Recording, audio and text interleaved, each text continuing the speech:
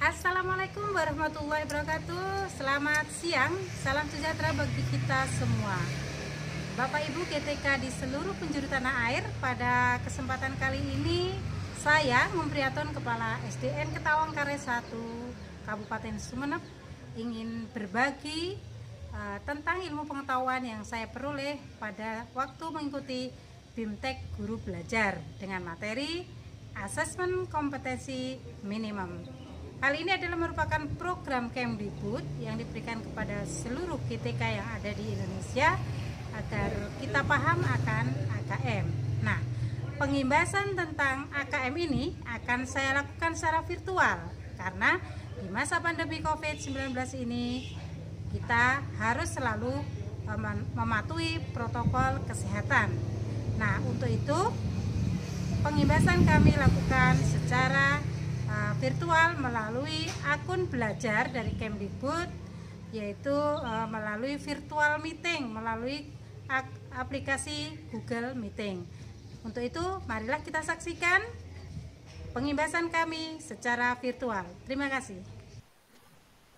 Jadi Bapak Ibu yang kami hormati, beberapa minggu lalu saya sempat mendaftar program guru belajar yang diselenggarakan oleh Kemdikbud. Yang sebelumnya ada program-program guru belajar yang lain, misalnya masa pandemi dan sebagainya. Nah, untuk beberapa minggu lalu saya sempat mengikuti program asesmen kompetensi minimum atau AKM yang pada akhir hari ini banyak diperbincangkan baik di lingkungan Dinas Pendidikan daerah maupun di tingkat nasional, bahkan Bapak Menteri sendiri yang selalu menggembar-gemborkan tentang asesmen kompetensi minimum.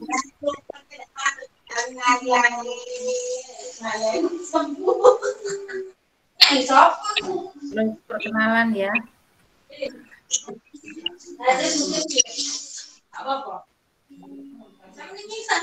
Bapak Ibu, sebelum kita pada materi AKM, perlu kita telaah atau kaji tentang kurikulum yang kita pakai pada masa pandemi ini.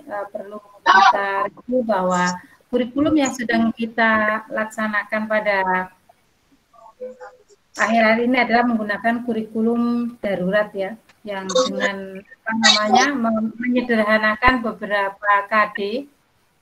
Jadi ada yang diabaikan beberapa KD, ada yang tetap dilaksanakan ataupun dihilangkan. Itu disesuaikan dengan kondisi khusus pada saat ini. Kurikulum kita ini kompetensi dasar. Nah, di sini adalah salah satu contoh KD, yaitu menjelaskan ruang lingkup dan sebagainya, itu merupakan kompetensi. Bentar ya.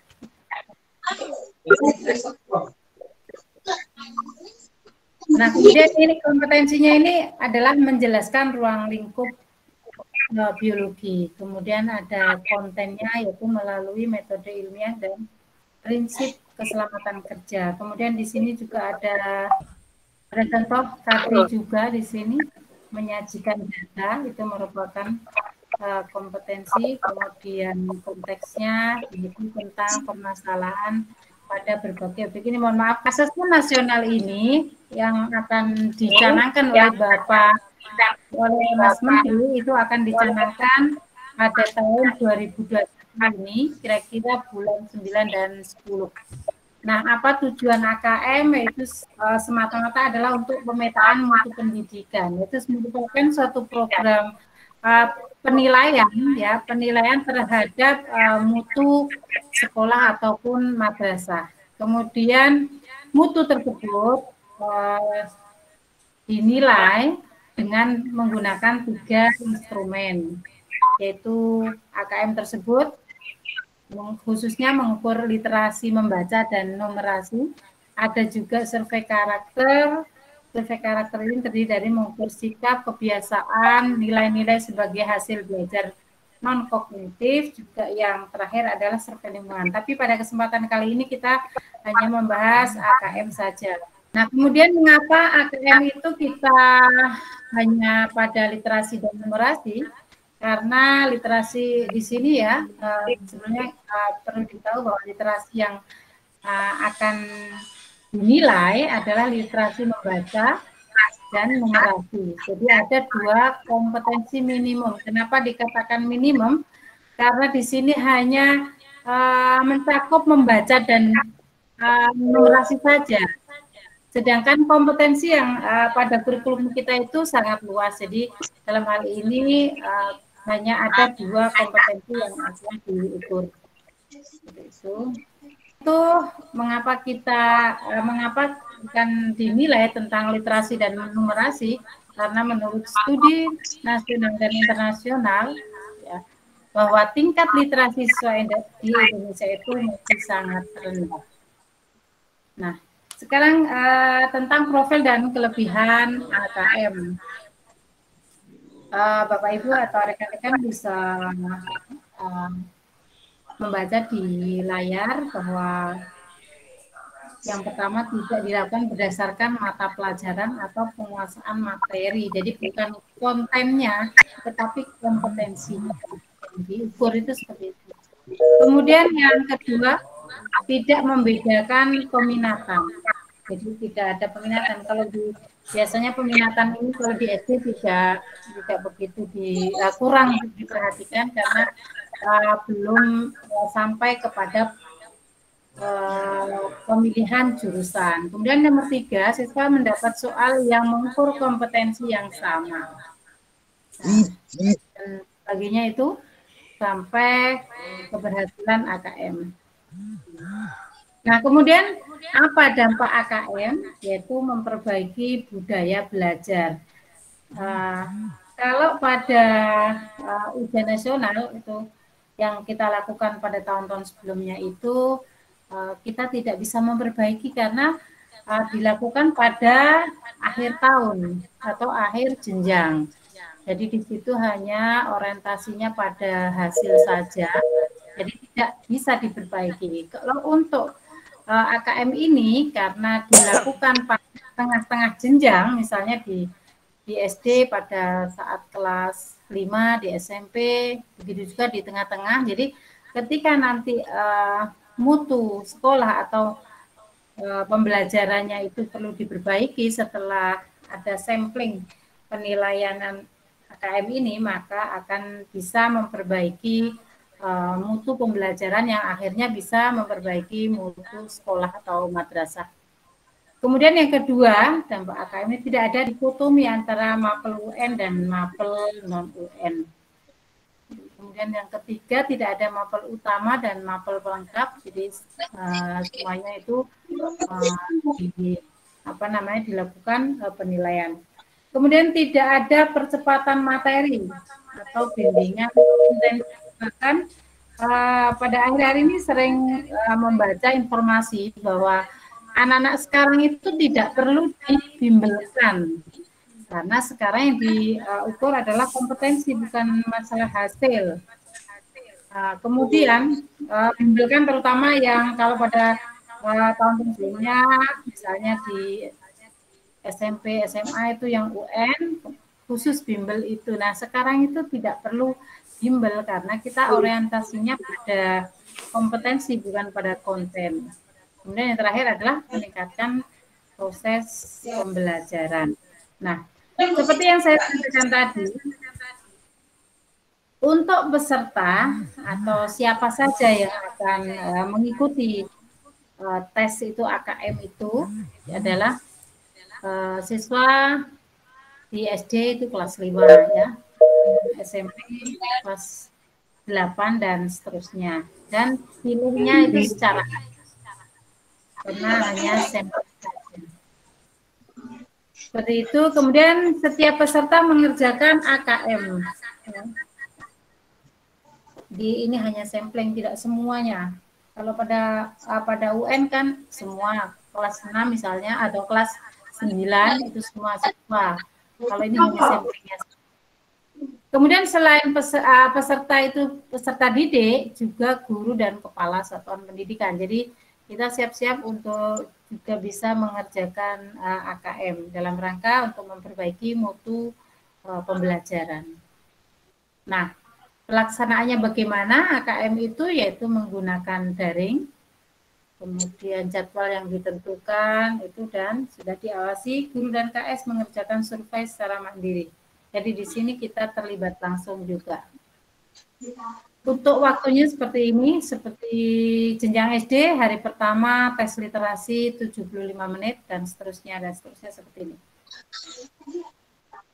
Nah, sekarang untuk profil AKM, seperti yang saya sampaikan tadi bahwa AKM itu mengevaluasi kualitas atau mutu sistem pendidikan secara nasional seperti itu. Kalau AKM kelas, nah tentunya fungsi formatif untuk memahami hasil belajar individu peserta didik. Sampelnya seperti yang sudah saya sampaikan tadi bahwa sampel peserta didik yaitu kelas 5, 8, dan 11 yang ditentukan oleh Kemdikbud. Kalau AKM nasional pelaksanaannya standar oleh pusat, kalau AKM kelas jadi ada pelaksanaan oleh guru kelas. Jadi nantinya kita para guru itu harus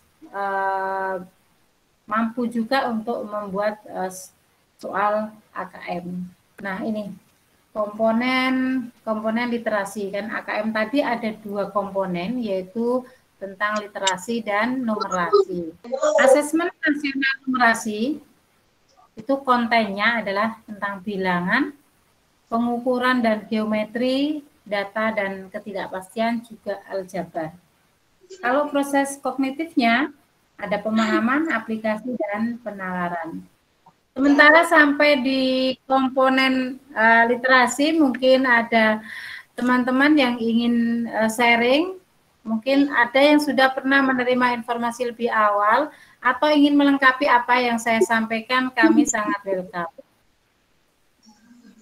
Monggo Pak David, kalau mau memberikan tambahan informasi dari saya, atau teman-teman yang lain yang juga sudah mengikuti BIMTEK AKM untuk menambahkan informasinya, dipersilahkan. Atau mungkin mau bertanya dan saya mungkin bisa menjawab, akan saya jawab semampu saya. Silakan untuk di-unmute. Mungkin ada yang berkenan menambahkan informasi tentang AKM. Oke, kalau tidak ada saya lanjutkan ya.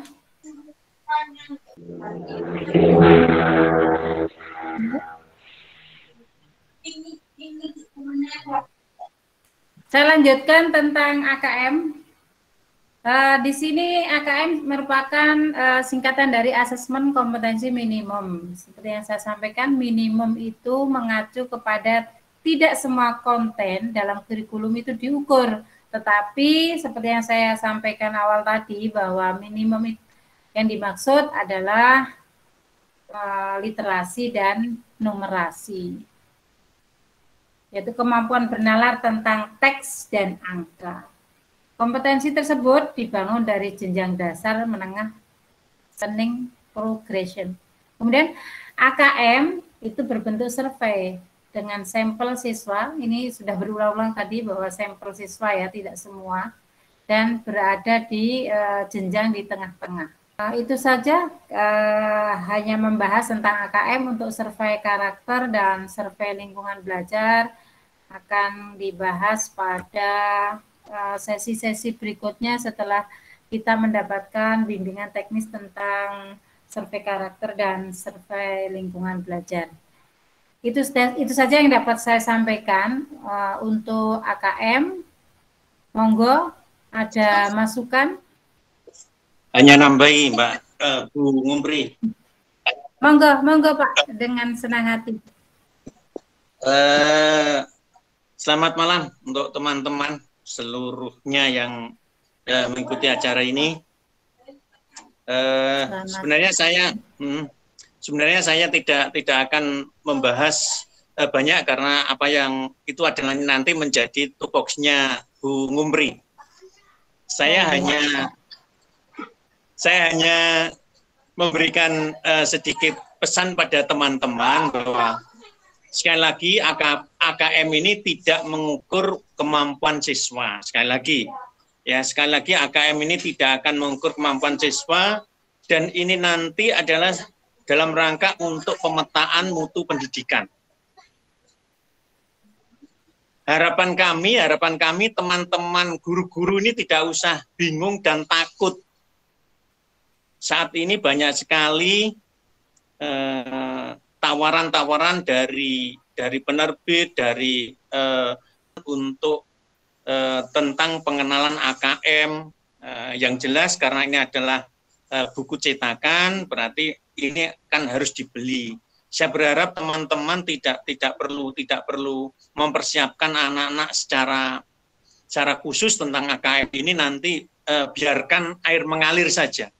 Biarkan air mengalir, karena nanti hasil AKM ini nanti akan menjadi masukan bagi kita, utamanya pemangku kepentingan di dinas pendidikan, di Kemendikbud, dan juga di sekolah, dalam rangka untuk memperbaiki mutu pendidikan yang ada di sekolah masing-masing.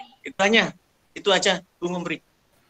Terima kasih banyak Bapak Syukur Utomo yang berkenan memberikan arahan, memberikan pencerahan kepada kita semua, sehingga apa yang kita pelajari hari ini insya Allah bisa diimplementasikan nanti di sekolah kita masing-masing. Terima kasih banyak berkenan. Monggo kalau ada yang mau sharing atau bertanya, mumpung ada Bapak kita itu, Pak Reko, disilahkan. Pak Reko. Terima kasih. Assalamualaikum warahmatullahi wabarakatuh. Waalaikumsalam warahmatullahi wabarakatuh. Selamat malam untuk semuanya. Salam sehat. Ini tadi kan dijelaskan bahwa nanti kan berupa survei. Jadi nanti ada responden. Yang saya tanya, respondennya ini yang menentukan siapa, kemudian jumlahnya maksimum berapa. Sementara itu, Bung Umbri, terima kasih penjelasannya. Wassalamualaikum warahmatullahi wabarakatuh. Waalaikumsalam warahmatullahi wabarakatuh. Terima kasih Pak Reko pertanyaannya. Seperti yang sudah saya sampaikan tadi, berdasarkan informasi yang saya peroleh dari BIMTEK, bahwa untuk sampling itu adalah yang menentukan dari Kemdikbud, seperti itu. Yang seingat saya seperti itu. Mungkin kalau jawaban saya mungkin kurang pas, monggo dikoreksi. Terima kasih Bung Umbri. Jadi saya kira sudah jelas tadi penjelasan Bung Umbri, Mas Reko. Jadi nanti insya Allah yang penentuan sampling itu adalah dari pusat. Jadi mungkin ada satu sekolah yang 2, 5 dan sebagainya, itu kita tidak tahu sekolah mana. Jadi sekolah mana kita tidak akan tahu. Karena sistem yang dibangun oleh Kemendikbud sudah menentukan nanti siswa mana saja yang akan ikut. Itu aja, Bung Umbri. Terima kasih banyak Pak Syukur yang berkenan memberikan tambahan jawaban sehingga ada garis bawah. Monggo yang lain kalau ada yang perlu kita musyawarahkan atau perlu kita luruskan informasi-informasi yang saya sampaikan. Mbak Nair, Om Ranto, monggo.